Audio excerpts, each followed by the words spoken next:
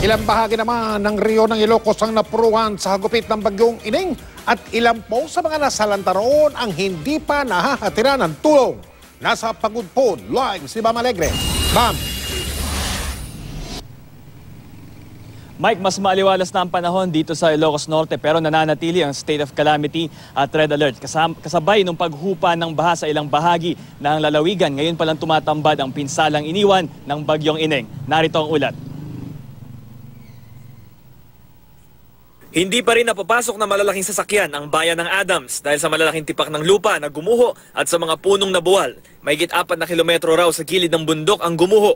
Ayon sa mga residente, 2 araw ng malakas ang ulan sa kanilang bayan. Hindi pa raw masimulan ang clearing operations dahil sa baha. Itong motor namin, gamitin may paakyat, may magtutulak sa sir, para makarating lang kami. Hindi rin mapasok ang 3 barangay sa Solsona matapos maputol ang isang tulay dahil sa pag-apaw ng ilog. Ang baha, umabot daw lampas tao. Sinubukan ng ilang residente na tumawid ng ilog para kumuha ng pagkain pero napaatras sila.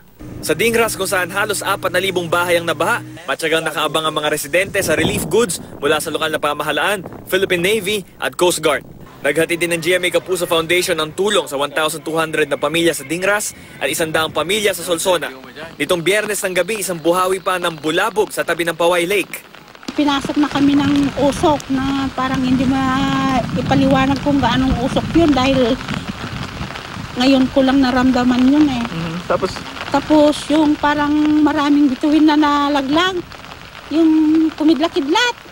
Ito yung loob ng bahay na dinaanan ng isang buhawi at malaking bahagi ng bubong ang tinangay. Sa patuloy na pagsungit ng panahon, walang ibang masilungan yung pamilyang nakatira rito kundi sa kanilang mga kapitbahay.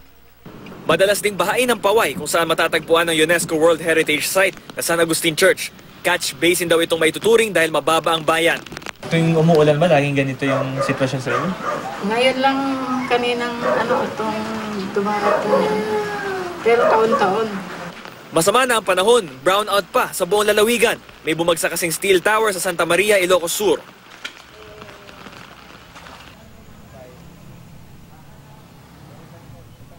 Mike, nagkaroon ng aerial survey dito sa nasirang tore at ang target ay makumpuni ito sa loob ng 3 araw. Yan muna ang latest mula rito sa Ilocos Norte. Balik sa'yo, Mike. Maraming salamat, Bam Alegre.